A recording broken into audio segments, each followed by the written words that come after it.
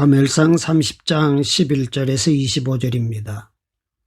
무리가 들에서 애굽 사람 하나를 만나 그를 다윗에게로 데려다가 떡을 주어 먹게 하며 물을 마시게 하고 그에게 무화과 뭉치에서 뗀 덩이 하나와 건포도 2송이를 주었으니 그가 밤낮 사흘 동안 떡도 먹지 못하였고 물도 마시지 못하였음이니라. 그가 먹고 정신을 차리매 다윗이 그에게 이르되 너는 누구에게 속하였으며 어디에서 왔느냐 하니 그가 이르되 나는 애굽 소년이요 아말렉 사람의 종이더니 사흘 전에 병이 들매 주인이 나를 버렸나이다. 우리가 그렛 사람의 남방과 유다에 속한 지방과 갈렙 남방을 침노하고 시글락을 불살랐나이다. 다윗이 그에게 이르되 내가 나를 그 군대로 인도하겠느냐 하니 그가 이르되 당신이 나를 죽이지도 아니하고 내 주인의 수중에 넘기지도 아니하겠다고 하나님의 이름으로 내게 맹세하소서. 그리하면 내가 당신을 그 군대로 인도하리이다 하니라. 그가 다윗을 인도하여 내려가니 그들이 온 땅에 편만하여 블레셋 사람들의 땅과 유다 땅에서 크게 약탈하였으므로 말미암아 먹고 마시며 춤추는지라. 다윗이 새벽부터 이튿날 저물 때까지 그들을 치매 낙타를 타고 도망한 소년 400명 외에는 피한 사람이 없었더라. 다윗이 아말렉 사람들이 빼앗아갔던 모든 것을 도로 찾고 그의 2 아내를 구원하였고 그들이 약탈하였던 것 곧 무리의 자녀들이나 빼앗겼던 것은 크고 작은 것을 막론하고 아무것도 잃은 것이 없이 모두 다윗이 도로 찾아왔고 다윗이 또 양떼와 소떼를 다 되찾았더니 무리가 그 가축들을 앞에 몰고 가며 이르되 이는 다윗의 전리품이라 하였더라. 다윗이 전에 피곤하여 능히 자기를 따르지 못하므로 부솔 시내에 머물게 한 200명에게 오매 그들이 다윗과 그와 함께한 백성을 영접하러 나오는지라. 다윗이 그 백성에게 이르러 문안하매 다윗과 함께 갔던 자들 가운데 악한 자와 불량배들이 다 이르되 그들이 우리와 함께 가지 아니하였은즉 우리가 도로 찾은 물건은 무엇이든지 그들에게 주지 말고 각자의 처자만 데리고 떠나가게 하라 하는지라. 다윗이 이르되 나의 형제들아 여호와께서 우리를 보호하시고 우리를 치러 온 그 군대를 우리 손에 넘기셨은즉 그가 우리에게 주신 것을 너희가 이같이 못하리라.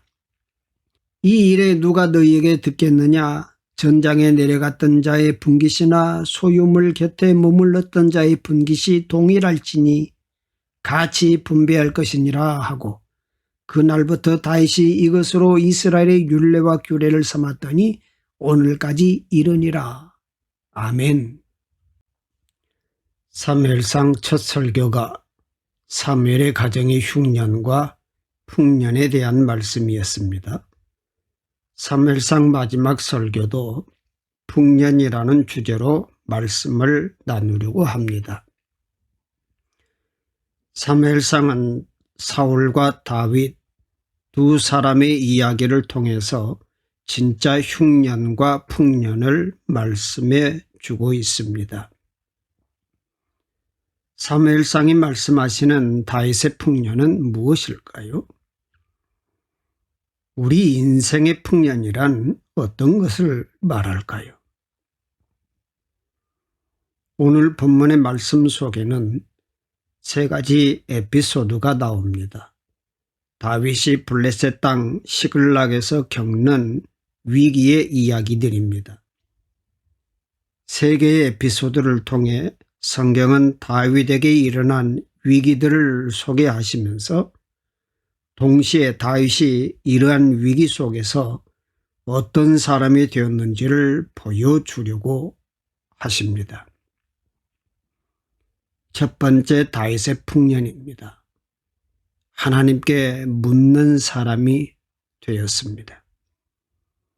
다윗이 사울을 피해 안전한 블레셋 땅 시글락에서 지내고 있을 때 블레셋 왕 아기스의 부름으로 전쟁에 나가게 됩니다. 그런데 전쟁에 나갔다가 돌아와 보니 아말렉 사람들이 시글락에 쳐들어와서 불사르고 여인들을 다 잡아가는 일이 일어났습니다. 3절입니다. 다윗과 그의 사람들이 성읍에 이르러 본즉 성읍이 불탔고 자기들의 아내와 자녀들이 사로잡혔는지라, 이렇게 기록하죠. 다윗의 인생에 위기가 끝이 없이 일어납니다. 백성들의 자녀들과 아내들이 다 잡혀갔습니다. 다윗의 아내들도 다 잡혀갔습니다. 이 일로 인해서 다윗과 백성들이 소리 높여 울었다고 합니다. 왜 이렇게 비통하게 울었을까요? 시글락까지 와서 쌓은 것이 모두 잿더미가 되었기 때문입니다. 다윗의 사람들이 시글락에 온 것은 그곳이 사울이 쫓아올 수 없는 블레셋 땅이었기 때문입니다. 시글락에 오면 안전하리라 생각한 것입니다. 그런데 전쟁에 나간 사이에 엉뚱하게 아말렉 족속들의 침입으로 그동안 쌓은 것이 모두 잿더미가 되는 일이 일어났기 때문입니다. 우리들도 그럴 때가 있었지 않았습니까? 이만큼만 쌓으면 되겠다고 했던 것이 있지 않았습니까? 여기만 있을 수 있으면 되겠다고 생각한 것이 있지 않았습니까? 그러나 그 시글락이 무너지는 것을 경험하면서 다윗처럼 비통하게 운 적이 우리들도 있지 않습니까? 세상 속에서 아무리 좋은 길을 택하였다고 해도 그 길 속에는 사람이 감당하기 어려운 많은 일들이 항상 존재합니다. 자신의 죄를 다시금 보았기 때문입니다. 누구보다도 다윗은 깨달았습니다. 왜 이런 일이 일어났는지를 다윗은 알았습니다. 아말렉 때문이 아니라 사실은 다윗이 하나님께 묻지도 않고 자기 생각대로 안전한 곳이라고 생각한 시글락으로 옮겼기 때문입니다. 하나님을 믿기보다 끊임없이 자신의 눈을 따라가는 믿음 없는 자신의 모습을 다윗은 다시금 깨닫습니다. 그래서 다윗은 울었습니다. 계속되는 사울의 위협 때문에 차라리 이방 땅에 가서 새로 시작하려 했던 그것이 얼마나 믿음 없는 행동이었는지를 깨닫습니다. 얼마나 절망적인 상황이었는지 아내와 자녀들을 잃은 다윗의 백성들이 다윗을 돌로 치려고까지 합니다. 6절입니다.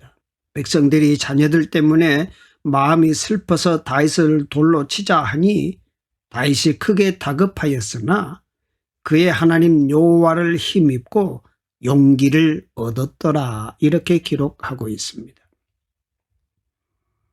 다윗의 인생이 더 이상 아래로 내려갈 수 없는 밑바닥까지 내려간 비참한 상태를 보여주고 있습니다.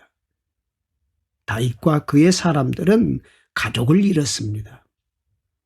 사울 왕으로부터 늘 도망을 다니며 어딘가에 정착하지 못하다가 마침 가드 왕 아기스의 배려로 1년 4개월 동안이나 가꾸어 온 시글락이라는 본거지가 다 불타버렸습니다. 심지어 다윗은 그의 사람들을 잃게 되었는데 그 이유는 바로 그동안 다윗과 함께하였던 600명의 백성들이 다윗을 돌로 치자고 말하였기 때문입니다. 이 600명의 사람들은 아둘람 굴에서 만난 400명과 그일라의 전투 이후에 더해진 200명의 사람들이었습니다. 이들은 그동안 다윗의 말에 철저하게 순종했고 다윗이 사울 왕을 죽이지 못하게 할 때도, 가드 땅으로 건너가 아기스의 부하가 되었을 때도, 심지어 블레셋 사람들과 함께 이스라엘과 싸우는 전쟁에 참여하게 되었을 때도 언제나 다윗의 말에 순종했던 사람들이었습니다. 그런데 오늘 말씀에서 이들이 다윗을 돌로 치자 이렇게 말하고 있는 거예요. 다윗과 함께 하던 이 사람들은 어떤 사람들입니까?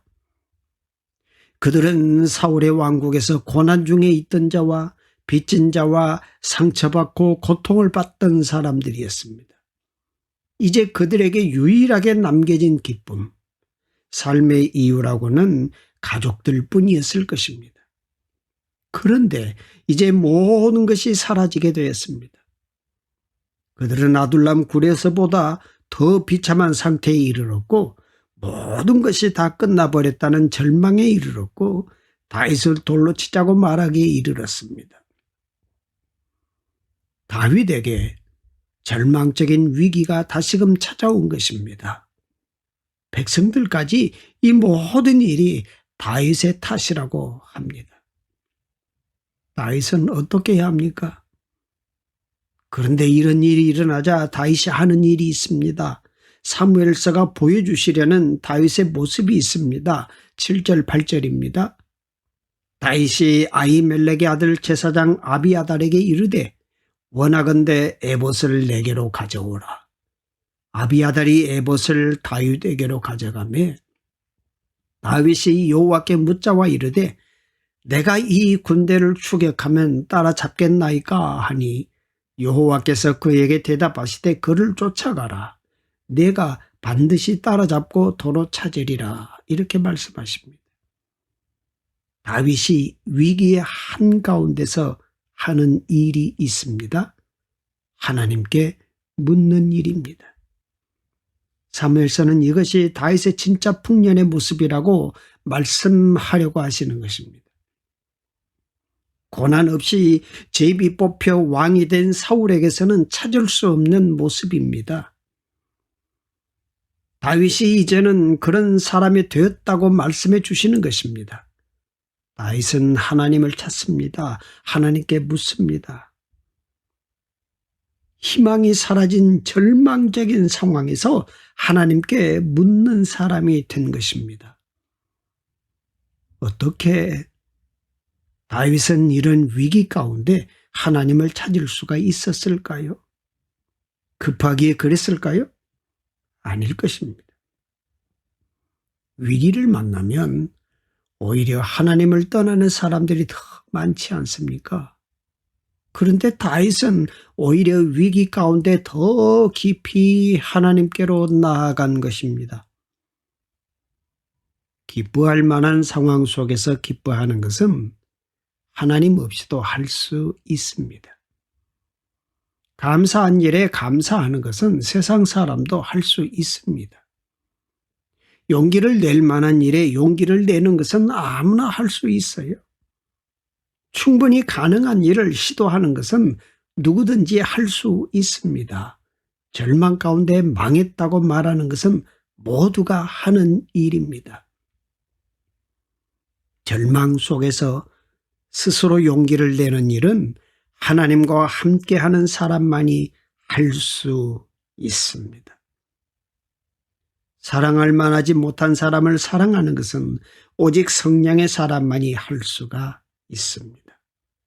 불가능해 보이는 일을 도전하는 것은 믿음의 사람만 가능하다는 얘기입니다. 오늘 우리는 과연 어떤 종류의 사람입니까? 우리가 본문에 나타난 다윗과 같은 사람이 되기를 원합니다. 하나님의 마음에 맞는 사람, 바로 그 사람은 아무 흠도 없고 실수도 없는 사람이 아니었습니다. 우리가 사무엘 말씀을 전체적으로 살펴볼 때 다윗도 우리와 똑같이 육신적이고 어리석고 자기 지혜와 생각대로 행하는 모습들을 발견할 수가 있습니다. 그러나 하나님의 마음에 맞는 사람은 과연 어떤 점에서 다른가를 우리가 생각해 본다면 그것은 바로 다윗이 넘어진 뒤에, 실패한 뒤에, 절망 속에 빠진 바로 그 뒤에 눈을 들어 주님을 바라보았다는 것입니다. 이것이 다윗의 인생의 풍년이 일어난 것이지요. 정말 오랜만에 다윗이 주님께 다시 여쭙는 것을 볼 수가 있습니다. 다윗이 언제 주님께 여쭤보았는지 여러분 혹시 기억하시나요? 바로 아둘람 굴에서 나온 직후에 주님께 묻기 시작하였습니다. 그 일나로 내려가서 블레셋을 치리이까? 사울이 그 일나로 내려오리이까? 다윗은 아둘람 굴의 밑바닥을 경험한 뒤에 모든 것을 주님께 묻기 시작하였습니다. 그리고는 어느새 주님께 묻지 않고 있었습니다. 이제 다윗은 시글락의 밑바닥, 불타는 폐허 가운데서 모든 가족을 잃고 함께하는 백성들의 지지와 신임을 다 잃은 가운데 다시 주님께 묻기 시작하는 것을 볼 수가 있습니다. 다윗은 밑바닥에서 하나님을 다시 만났던 것입니다. 이제는 위기 가운데서도 하나님께 나아갈 줄 아는 사람이 되었다는 얘기입니다. 이것이 풍년입니다. 잘 되고 성공해서 하나님을 찾는 것이 아니지 않습니까? 넘어지고 쓰러졌는데 그것이 모두 나 자신의 잘못 때문임을 깨달을 때 그때에도 하나님께 나아가는 것이 중요한 것이 아니겠습니까? 이것이 사무엘서가 보여주시는 다윗의 풍년입니다. 두 번째 다윗의 풍년은 하나님처럼 국률의 인생이 되었습니다. 오늘 말씀 속의 두 번째 놀라운 에피소드입니다. 다윗이 600명의 군사를 이끌고 아말렉을 추격할 때 일어난 일입니다. 아말렉을 쫓아서 나왔지만 그들이 어디로 갔는지를 알 수가 없습니다. 도로 찾으리라 하는 하나님의 말씀만 의지해 나왔을 뿐 아말렉의 행방을 알 수 없는 안타까운 시간이 흘러갑니다. 마음만 바삐 추격할 뿐입니다. 그런데 그때 다윗의 무리가 우연히 들에 쓰러진 사람, 애굽 사람 하나를 만나게 되었습니다. 사람들이 그 애굽인을 다윗에게로 데리고 옵니다. 그런데 다윗은 사흘 동안 아무것도 먹지 못한 그 사람에게 먹을 것을 주고 정성껏 돌보게 됩니다. 자신들도 급한 상황에서 들에 쓰러진 사람을 돌본다는 것은 쉬운 일이 아닙니다. 시간을 질치할 수 없는 상황이기에 이러한 다윗의 모습이 특별하게 다가옵니다. 이런 다윗의 모습을 긍휼이라고 합니다. 다윗은 자신도 힘든 상황에서 자기보다 더 힘든 사람을 긍휼히 여깁니다. 사흘 동안이나 먹지 못하고 마시지 못한 버려진 사람을 구해주고 돌보아 줍니다. 긍휼이 아니고는 할 수 없는 행동이지요. 왜 사무엘서는 이런 다윗의 모습을 우리에게 소개하고 있습니까? 긍휼이 무엇이기에 그렇습니까? 긍휼은 하나님의 성품이라고 합니다. 이사야 54장 10절 말씀에 산들이 떠나며 언덕들은 옮겨질지라도 나의 자비는 내게서 떠나지 아니하며 나의 화평의 언약은 흔들리지 아니하리라. 너를 긍휼히 여기시는 여호와께서 말씀하셨느니라. 이렇게 기록했습니다.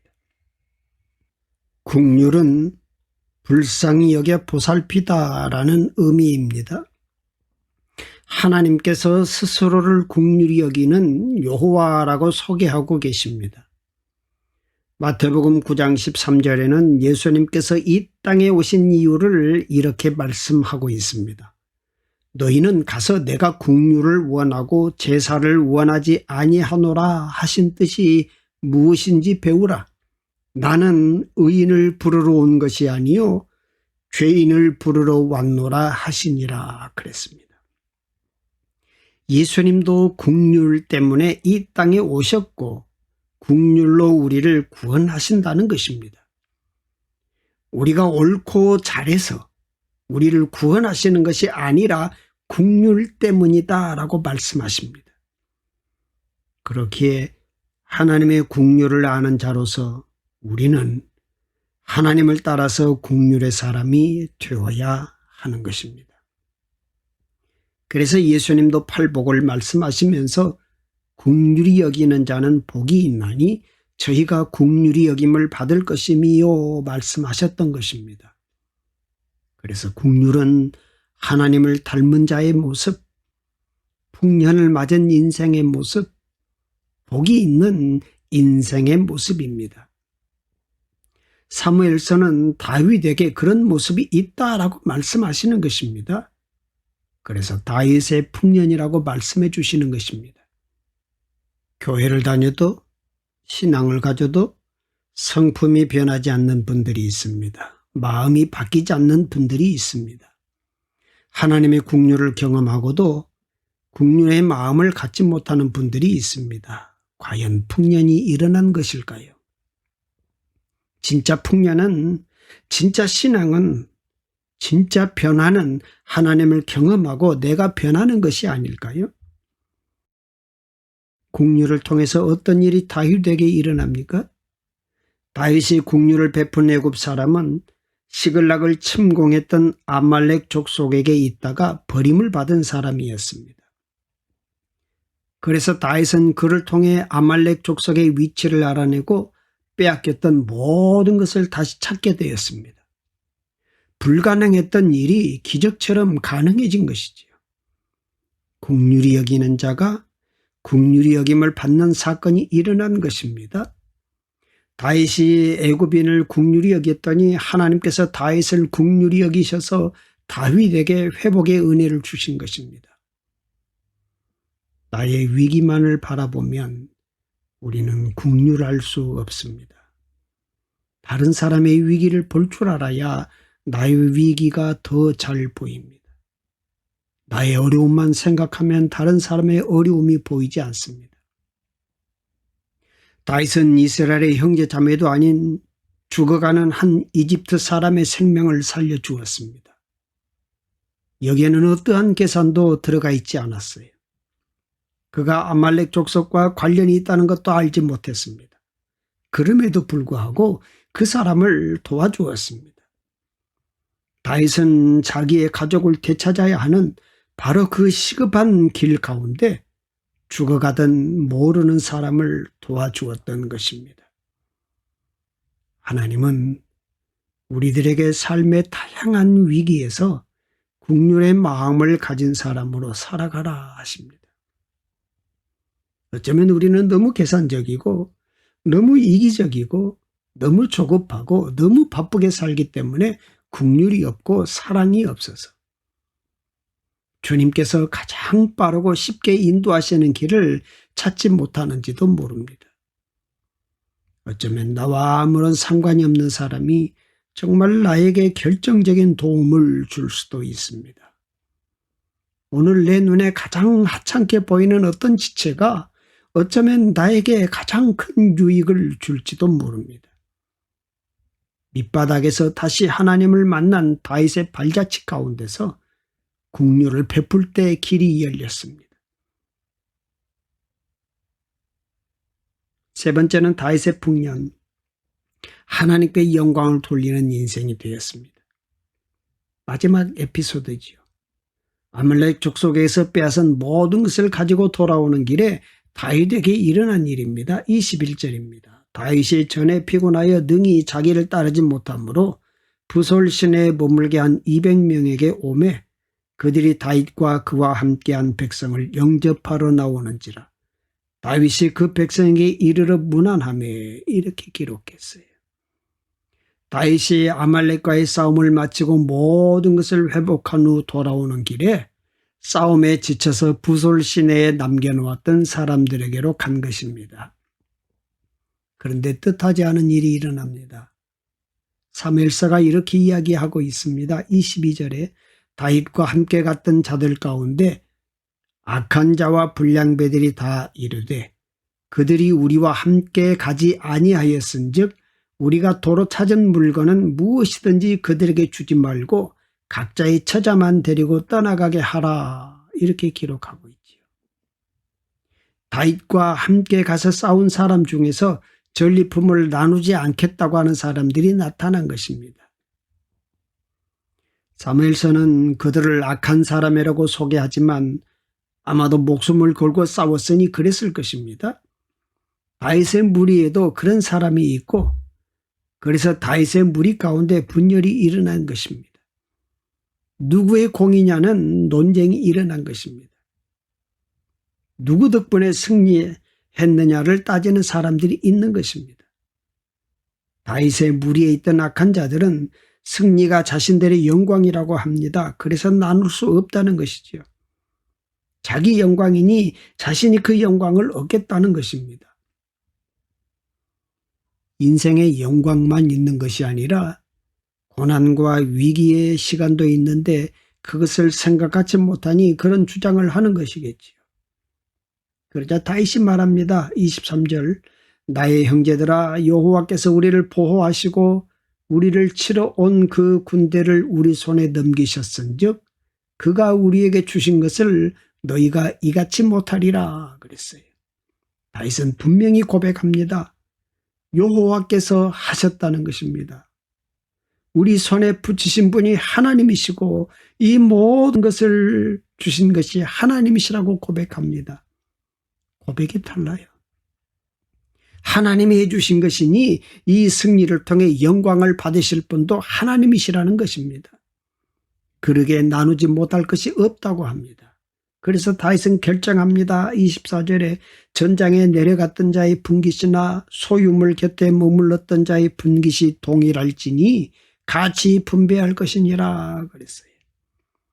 그래서 다윗이 행한 이 일이 나중에 이스라엘 율례와 규례가 되었다고 합니다.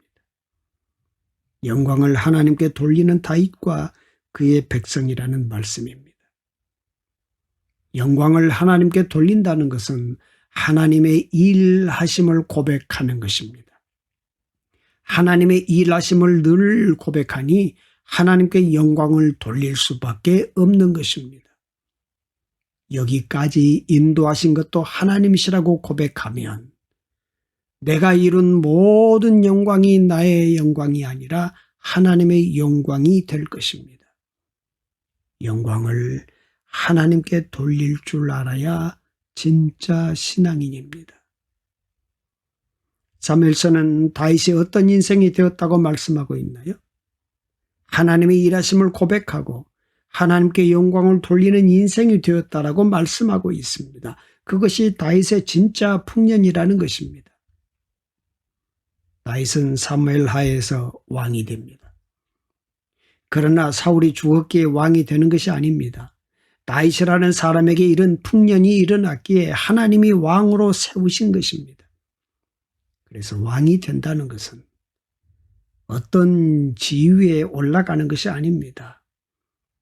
여러분과 제가 어떤 위치에 서는 것이 우리 인생의 성공이 아니라는 것입니다.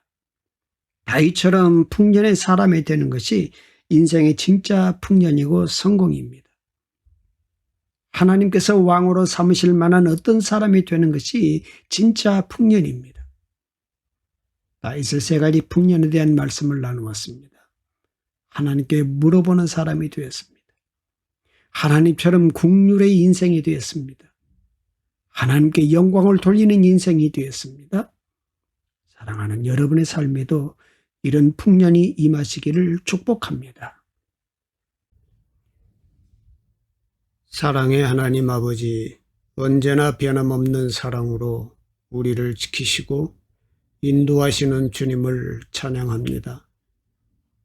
예수 그리스도의 보혈 공로로 우리 죄를 씻어주시고 하나님의 은혜와 사랑에 거하게 하시니 감사와 찬양을 드립니다. 때를 따라 풍성한 열매를 맺게 하시는 주님을 믿고 의지하게 하시니 새 힘을 얻고 주님을 찬양합니다. 삶의 어떤 환경에서도 주님을 바라보게 하시고 묻는 사람이 되게 하시고 국률의 사람이 되게 하여 주옵소서. 모든 것을 하나님께서 하셨다고 고백하며 영광을 돌리는 진짜 신앙인이 되게 하여 주시옵소서. 예수 그리스도의 이름으로 기도드립니다. 아멘.